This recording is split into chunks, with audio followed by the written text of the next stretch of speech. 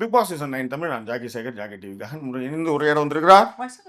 இது 90வது நாள் 91வது எபிசோட் சனிக்கிழமை 3/1/2026 அன்று ஒளிபர நிகழ்ச்சி. காலையில் வந்து எனக்கு முதல் நாள் நைட்டு ஒரு விஷயம் நடந்துடுச்சு. ஸோ இப்போ எல்லாரும் இறங்கி வந்துட்டாங்க. இப்போ கமருதீன் வந்து எல்லாருக்கிட்டையும் போய் பிராதுக்கு வந்து பேசுறதுக்கு ட்ரை பண்ணாங்க. அப்போ வந்து என்னன்னா வெளியில வந்து விக்ரம் கிட்ட ஒரு சண்டை பிடிச்சிட்டு இருப்பாரு. அப்போ வந்து சபரியும் விக்ரமும் சண்டை போட்டுட்டு இருப்பாங்க. அப்பதான் வந்து வெளியில வருவாரு வினோத் வருவாரு. கமருதீன் கிட்ட வெளியில கார்டன் ஏரியால சண்டை. அப்பதான் வந்து வினோத் உள்ளார வருவாரு. உள்ளார வந்து 1000 இருக்கட்டும், நீ பண்ணது பெரிய தப்பு கமருதீன் போது நீ உள்ளார வராதுன்னு வரும். நான் உள்ளார வரேன்னா நான் யாரா அப்ப அப்படின்னும் போது இவங்க நீ எப்படிப்பட்ட ஆளுன்னு எனக்கு தெரியும். உடனே தான் அவருக்கு பயங்கரமா சண்டை வந்து விக்ரம் வினோத் என்ன பண்ணுவாருன்னா பயங்கரமா கத்த ஆரம்பிச்சுடுவார் பார்வதியா. அப்பதான் எச்சு துப்பல்கள்லாம் நடந்துக்கும். இவர் தூண் துப்புவாரு, அவங்க தூண் துப்புவாங்க, அவர் துப்பிட்டு போவாரு. இதுல என்ன இந்த துப்பல்ல என்ன ஒரு பெரிய விஷயம்னா கமருதீன் ஒரு கட்டத்தில் உடஞ்சிடுவாருங்க. நானும் வந்து உடஞ்சிடுவார். அதாவது நீ பார்வையே அங்க இருந்தாலும் நான் அதை தானே செஞ்சிருப்பேன், நீ எப்படி அதை செஞ்ச? உன்னை வந்து சூனியக்காரி மாதிரி உன்னை வந்து மாற்றி வச்சிருக்காடா. உன்னை வந்து உனக்கு என்ன நடக்குதுன்னு தெரியல உனக்கு. ஏன்னா அவளால தான் நீ கெட்டு போற. நீ வந்து அவங்க என்னை வந்து காமுன்னு சொன்னாங்க, அதனால தான் நீ ட்ரிகர் ஆன. நீ இது கூட தான் அவங்க வந்து ஸ்கான்ட்ரா காம்னு ஒன்று சொன்னேன். அப்போ அவங்க ட்ரிகர் ஆனாங்கன்னு சொல்லி அழ ஆரம்பிச்சுடுவார். கானம் வந்து அழ ஆரம்பிச்சுடுவார். அதாவது ஒரு இந்த பக்கம் ஃப்ரெண்டு நிறைய முட்டு கொடுத்துருக்காரு.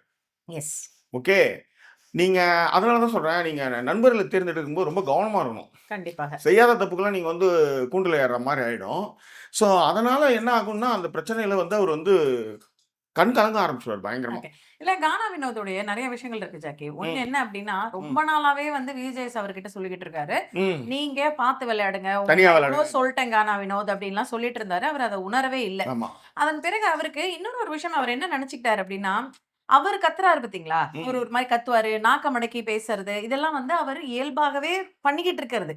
அவர் அத மாதிரிதான் கமருதீன் நினைக்கிறாரு. கமருதீன் வந்து கோவம் வந்தா கத்திடுவான்.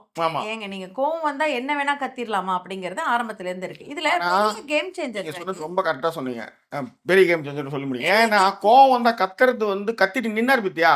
ஆனா கோவம் வந்தா கத்துன இவரு சபரி ஓடுறாரு, வினோத் ஓடுறாரு, ஆனா கமருதீன் ஓட முடியல பாருங்க. இல்ல அதான் இப்ப சொல்ல வரேன். ஒரு பெரிய கேம் சேஞ்சர் யாருன்னு பாத்தீங்க அப்படின்னா உள்ள வந்து கமருதீனோட நண்பன் நல்லா அட்வைஸ் பண்ணிட்டு போனார். அவர் அட்வைஸ் பண்ணதுக்கு அப்புறம் தான் கானா வினோதுக்கு என்ன ஆயிடுச்சு அப்படின்னா ரொம்ப கான்பிடென்ட்டா விளையாடுறோம், அரோரா தப்பா தான் இருக்காங்க அப்படிங்கறதையும் திவ்யா தப்புங்கிறதையும் அவர் வந்து உணர ஆரம்பிச்சாரு. பாரு அதே மாதிரி நீங்க நல்லா கவனிச்சு பாத்தீங்கன்னா அவர் வெளில இருந்து வந்தவர் என்ன செஞ்சிருக்கணும், பாரு நீயே தனித்தனியா விளையாடுங்கடா அப்படின்னு சொல்லாம வெளியில வந்தா கல்யாணம் பண்ணி வைக்கிறது நான் ரெடின்னும் போது வெளியில வேற லெவல்ல அது போயிருக்கு போல இருக்கு. இதுதான் இந்த இடத்துல நம்ம ஒரு விஷயம் சொல்லணும் மேடம்.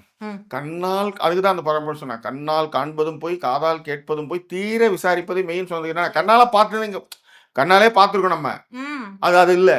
அந்த மாதிரி நம்ம நிறைய விஷயத்துக்கு உதாரணமா சொல்லலாம். அதுதான் இன்னொரு விஷயம் நல்லா அவர் கவனிச்சு பாத்தீங்கன்னா கானா வினோதுக்கு பிரிச்சுலாம் பார்க்க தெரியாது.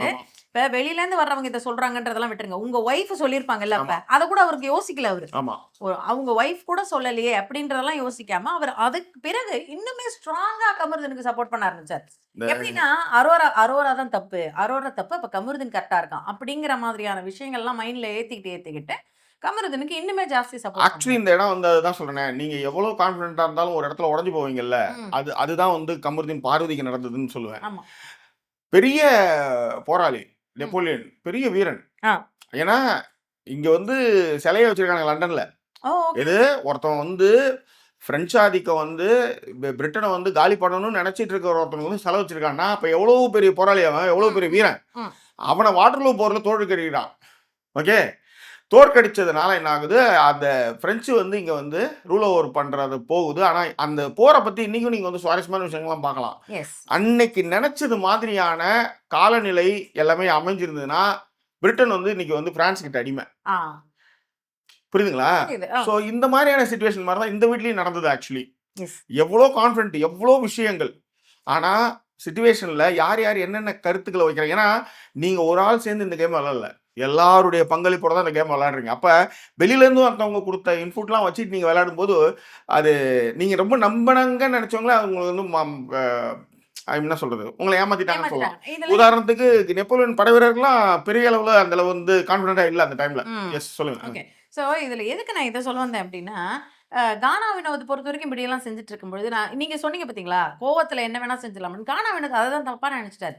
உங்களுக்கு கோவம் வந்தாலுமே, ஓடி வந்து "டேய் மன்னிச்சிருங்கடா" அப்படின்னு கேட்கும்பொழுது, "ச்சீ இதுல என்ன இருக்கு?" அப்படின்னு சொல்லிட்டு விக்ரம் கிட்ட போயிட்டு, நீங்க அவர சமாதானப்படுத்தியிருக்கீங்க. எஸ். கனி கிட்ட போயிட்டு நீங்க சமாதானப்படுத்திருக்கீங்க. கோவத்துல வந்தாலுமே சரி, அவங்க பேசிட்டு வந்தாலும் சரி, நீங்க அமித்துக்கும் உங்களுக்கும் கோவம் வந்திருக்கும்போது கூட நீங்க போய் ஹக் பண்ணி சமாதானம் ஆயிட்டீங்க. எஸ். ஆனா, கமருதீன் என்ன நேத்து செஞ்சிருந்திருக்கணும்னா, நீங்க இறங்குனீங்கல்ல, இறங்குனப்ப கமருதீன் இறங்கியிருக்கணும் கார்லேருந்து. ஆமா. அவரு கார்லேருந்து நேத்து இறங்கி இருந்தாருன்னா, வேற லெவலா வேற லெவல்ல மாறி இருந்திருக்கும். நான் ரொம்ப தப்பு இன்னைக்கு விழுந்தது வந்து பண்ணிட்டேன்டாரு. அப்பயே விழுந்திருந்தாரு, அவரு தப்பிச்சிருப்பாரு. அதேதான். இவங்க ரெட் கார்டு வாங்கிட்டு போயிருப்பாங்க பாரு ஆக்சுவலி. அதேதான். சோ அந்த விஷயத்துல வந்து அவர் ஓடி வராதது தான் வித்தியாசம்ங்கிறது வினோதுக்கும் கமருதீனுக்குமான வித்தியாசம். கோவம் வந்துச்சு, அவன் என்ன மாரி கோவப்படுறான், ஸ்ட்ரெயிட் ஃபார்வர்டா இருக்கான். இல்ல. ரொம்ப நெகிழ்ச்சியான மனிதருங்க வினோத். ஆமா. உதாரணத்துக்கு அமித்தோட ஒய்ஃப் வருவாங்க. ஆ. அவங்க வந்து ஏன்னா அமித்துக்கும் அவருக்கும் காலைல சண்டை சண்டை நடக்கும். நடக்கும். அமித்தோட ஒய்ஃப் வந்து சொல்லுவாங்க, நீ வந்து ரொம்ப பெஸ்ட் ஃப்ரெண்ட் உங்களுக்கு. ஆ. நீ ஐயோ இப்போ காலைல கூட சண்டை போட்டோமா, அது வந்து அதை எதிர்கொள்ள முடியாம அவர் தவிப்பாரு. அப்போ அவர் சொல்லும்போது, நீங்க என்ன வேணாலும் சண்டை போட்டீங்க, ஆனா உங்க 2 பேரு உங்களுடைய நட்பு இருக்குல்ல, எனக்கு ரொம்ப ரொம்ப பிடிச்சிருக்கு. நெகிழ்ச்சியில் அழ ஆரம்பிச்சிடுவாரு. ஆ.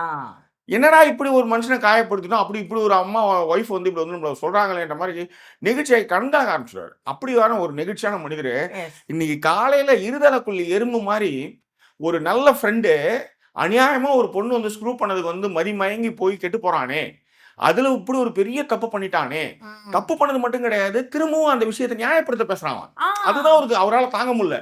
ஏடா நான் உன்கிட்ட வந்து பேசுறேன், அவ யாரா இங்க வந்து பேசுறதுக்கு, நீயும் யாரும் என்ன கேட்கறடா அப்படின்ற மாதிரி வந்து அப்பதான் சொல்லுவாரு, டேய் யார் பண்ணாலும் தப்புடா, நீ சான்றா இருந்தாலும் சரி, பாரு இருந்தாலும் சரி, நான் ஓடி இருப்பேன்டா. நீ அதேதான். நீ என்னடான்னா இது வந்து தப்பே இல்லைன்னு அதுக்கு வந்து முட்டு கொடுத்துட்டு இருக்கடா அப்படின்றப்பதான் அவர் வந்து ஒரு நெகிழ்ச்சி ஆயிடுவாரு. எல்லாத்துக்கும் இன்னொரு இடத்துலயும் அவர் உடைஞ்சிருந்திருப்பாரு ஜாக்கி. நீங்க யோசிச்சு பாத்தீங்கன்னா, நீ இதுக்குள்ளார வராத.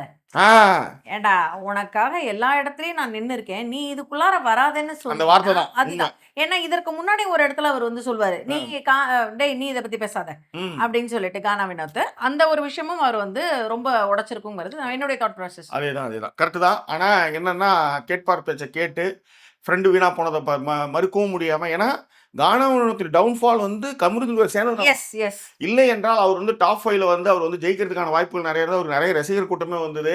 ஆர்ஆரா அவர் கூட இருக்கும்போது அது ஒரு நல்ல காம்போவா போயிட்டு இருந்தது. வெளியில இருந்த ஃப்ரெண்டு வந்து சொன்னது போனது எல்லாத்தையும் போட்டு குழப்பி, ஒய்ஃப் வந்து அன்னைக்குன்னு பார்த்து மேக்கப் போட்டு வந்தனால அதில் ரொம்ப கான்சன்ட்ரேஷன் பண்ணி இந்த பக்கம் அந்த பக்கம், அதனால தான் நான் இந்த நெப்போலியன் வாட்டர்லூ போகிற இடத்துல வந்து இங்கே செய்கிறேன். என்ன இந்த சில விஷயங்கள் நடக்கிறதுக்கு வந்து நம்ம காரணியாவே இருக்க முடியாது, என்னென்னோ நடக்கும், அது நம்ம கையில் இருக்காது. கரெக்ட். கண்ட்ரோல் ஃபேக்ட் நம்மகிட்ட இருக்காது. ஸோ அந்த மாதிரி தான் ஒரு விஷயம் நடந்தது. அதுதான் வந்து இந்த இடத்துல பதிவு பண்ணுறேன். ஸோ நெகிழ்ச்சியான மனிதர், நல்ல மனிதர். ஆனால் நம்ம ஃப்ரெண்டும் சரி, அவங்க கூட சேர்ந்தவங்களும் சரி, அதனால் இவருக்கான டவுன்ஃபாலு நிறைய விஷயங்கள் நடந்தது. இது குறித்தான கருத்துக்களை பின்னோட்டங்கள் ஏற்படுத்துங்க. இன்னும் வேறொரு எபிசோட உங்களை நான் சந்திக்கிறேன். அது 2 குரல் உங்கள் ஜாக்கி சேகர் மற்றும் வாய்ஸ் ஆஃப் சைனிங் ஆஃப்.